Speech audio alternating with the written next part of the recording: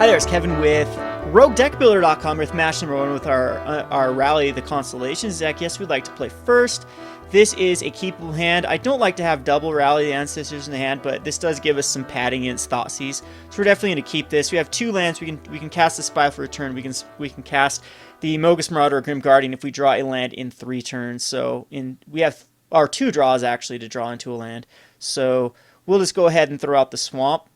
Unfortunately, it's not a comes into play tap land. We're running quite a bit of comes into play tap lands in the deck. So a lot of times what you want to see is first turn just chuck in one of those temples or the other gain life card and then go from there. Another card I thought about running in here actually with the Underworld Coinsmiths is a Johnny's Pridemate. You have with Underworld Coinsmith and Nyx's Fleece Ram, you actually have a ton of ways to gain life in this deck. So I don't think it's worth it though. It doesn't really go in the strategy, and it just puts a lot of, like with Mogus Marauder, giving it haste and gaining a lot of life with the Rally Ancestor, I just don't think that it's relevant. We might test a Johnny's Pridemate out to see how well that is. I'd want to go in maybe another white card as far as the 1/1 life linking dude for enchantments, but we'll just go ahead and throw out the Swamp, pass the turn back to him, and we'll see what we're up against here. So I apologize again for if this is going to be another control route. It just seems like control is everywhere, and we draw to that Gnarled Scarhide now, which is not what we want to see as far as it'll be okay with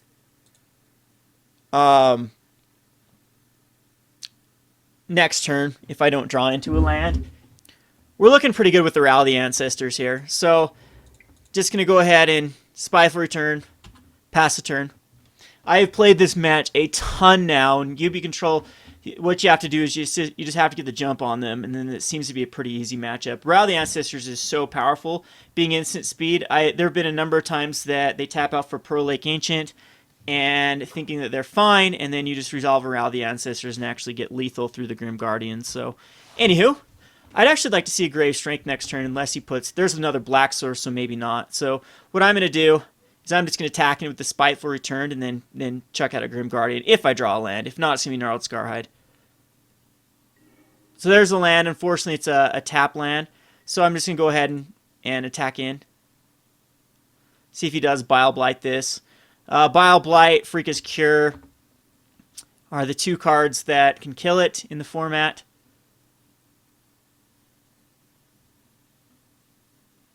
Really like this Spiteful Return. I think it's underrated as it basically is 3 damage. And I even consider this better than a 3/1 sometimes for 2 mana, as it gets in automatically for 2 damage if it just swings. So yep, here we go. So it's going to get him down to a 18. Apologize for my opponent delaying every action here. I'll try to do some editing. Sometimes I'm not the best of editing, so just bear with me. Yep, so this will get him down to an 18. I could be running into a main board of Drown in Sorrow next turn, but I definitely think the right play is to get this Gnarled Scarhide out. So we're going to scry here, and at this point we do actually want that. We'll Gnarled Scarhide, and if we do get a Drown in Sorrow, we'll be okay.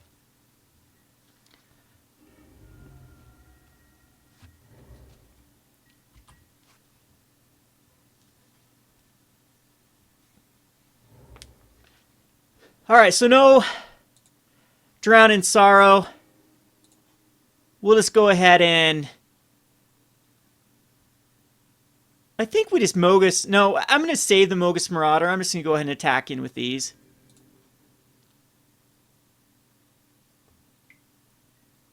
And he's going to Hero's Downfall on the Spy for Return. That's awesome. Because then it makes it so my Grim Guardian. Grim Guardian cannot be Drowned in Sorrow or Bile Blighted.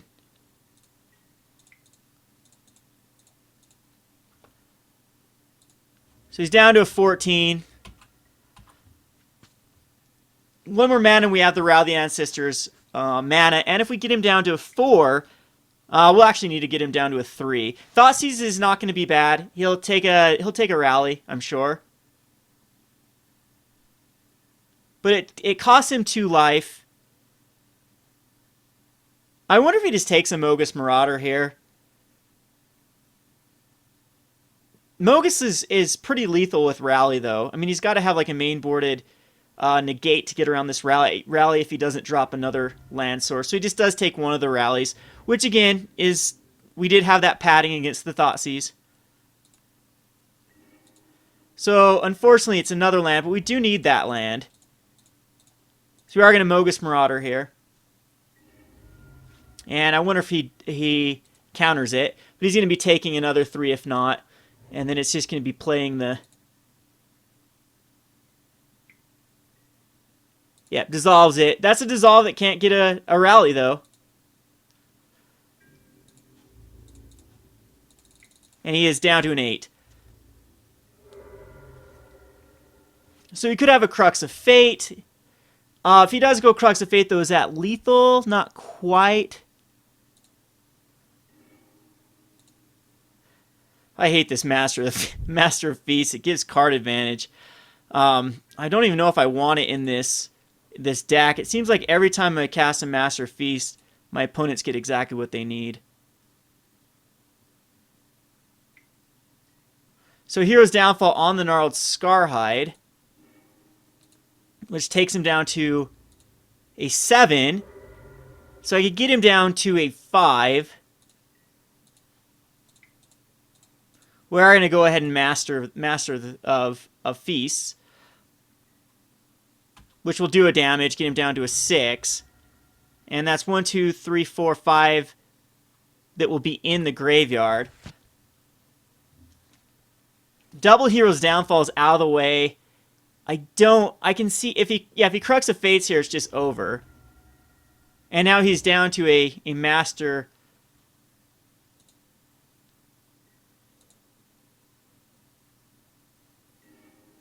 There's another Grim Guardian. So I'll attack in here. Which he's got to do something against the Master. Murderous Cut, I guess, and a Dissolve works.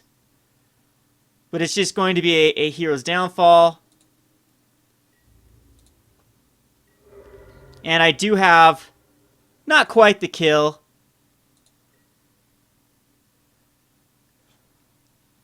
With the, let's see, 1, 2, 3. That only does 3. So I'm just going to cast the second Grim Guardian, which will put him down to a 2. And now we can actually even rally for 1. He still can't Crux of Fate. He could Crux of Fate and negate if he has it. But I have a hard time seeing him do anything here with 3 cards in hand.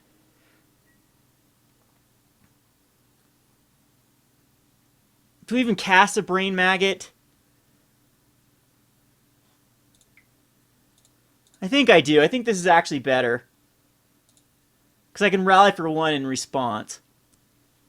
If he tries to kill something. So Bile Blight, that does not work on the Grim Guardians.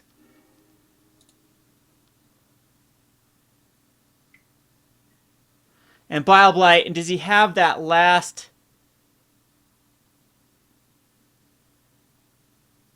Dissolve in his hand?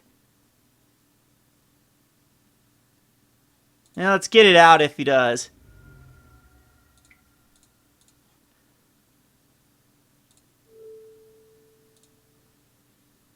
We're going to rally for 1. And that'll do it. Alright, so that actually works. So it's not a dissolve that's left in his hand. And he'd be he'd have to top deck into some amazing things after that. So the Grim Guardians get the job done. He had that's a very normal UB control draw. So here the things that come in is just a Necromancer Stockpile and the Underworld Coinsmiths, and we take out the Master of Feast because they're absolutely terrible against the deck.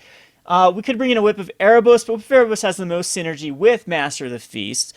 We don't need to bring in anything else. We have a very decent strategy, especially with bringing in the Athreos Underworld Coinsmith.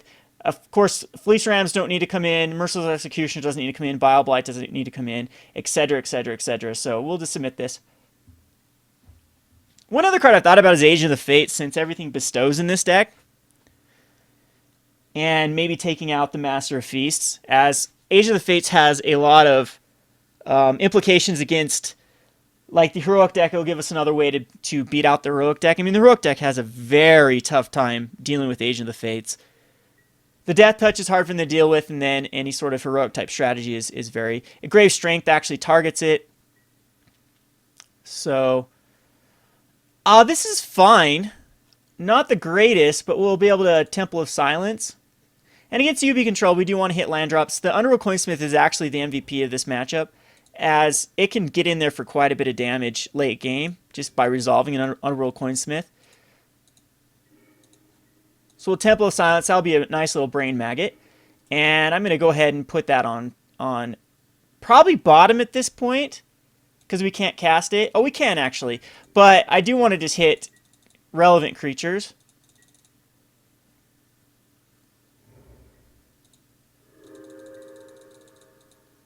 So we'll Brain Maggot here. Take something that he probably wants to cast, like a Drown in Sorrow. There's the Drown in Sorrow. He's got a Silence the Believers, which is really good too. But we're going to, of course, go ahead and cast a Drown in Sorrow. Which means he's got to top deck into an answer. I mean, I probably will. No, he's got the Hero's Downfall, so we won't Grave Strength quite yet. He's going to have to use the Hero's Downfall on the Brain Maggot. And then he's got the Silence of the Believers too. So what is the... I need to get that Silence of the Believers out of there as well. I'm thinking we're just going to Mogus Marauder.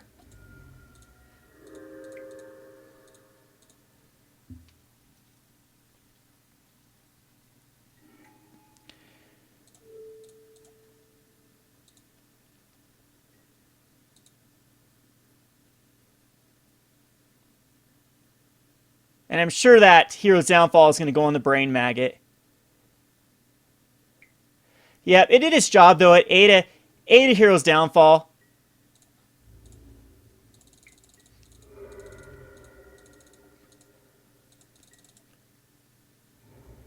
And he does have the Silence of Believers mana. So I need to get that out of there.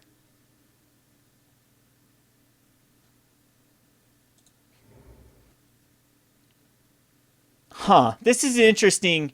It's just going to be Mogus Marauder, and then, no, because then he does just Drown in Sorrow the next turn. So I'm going to go ahead and attack in with the Marauder. See how he handles it. Just goes in there for 2, so we'll cast the Herald, and I'm hoping that he decides to silence the Herald. End of turn. He does not. Okay, so he's got maybe a Bile Blight in his hand. But now Drown in Sorrow cannot be cast this turn.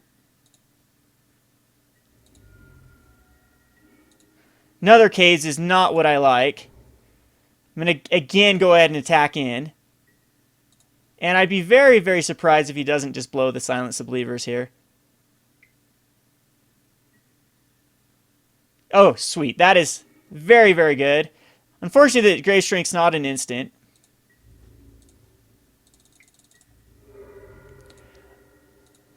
But what we are going to do is Grim Guardian. And now Grave Strength on the Mogus Marauder. It only finds him +2/+2, but that's actually relevant. It does find me a Rally Ancestors in the graveyard, though, so that sucks. So one's on the bottom and one went to the graveyard. But now this is... He can't Drown in Sorrow. He could Crux of Fate if he's got Crux of Fate.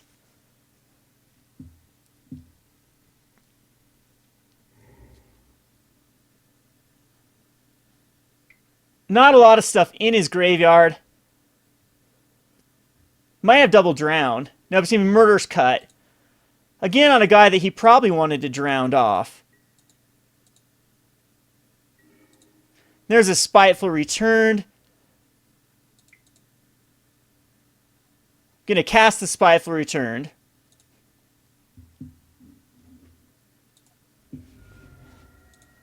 And we're gonna go ahead with the Mogus Marauder as well.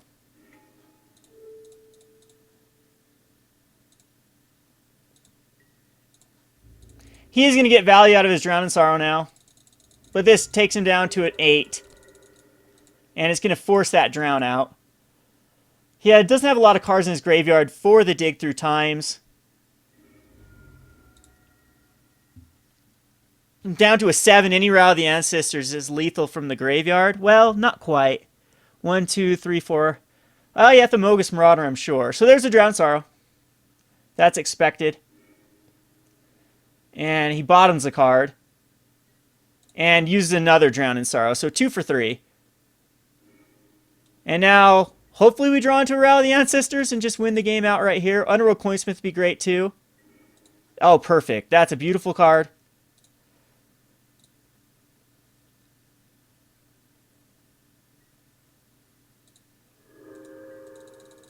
As now he's got to find an answer for the Coinsmith. And he can't really activate the Bloodstained Mire, so he's going to Bile Blight, so we're just going to go ahead and activate.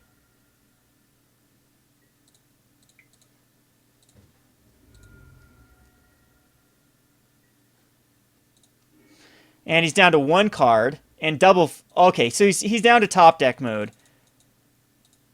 We are also on top deck mode, and that is game. So we do top deck into the answer. I'm sure he's a bit frustrated here.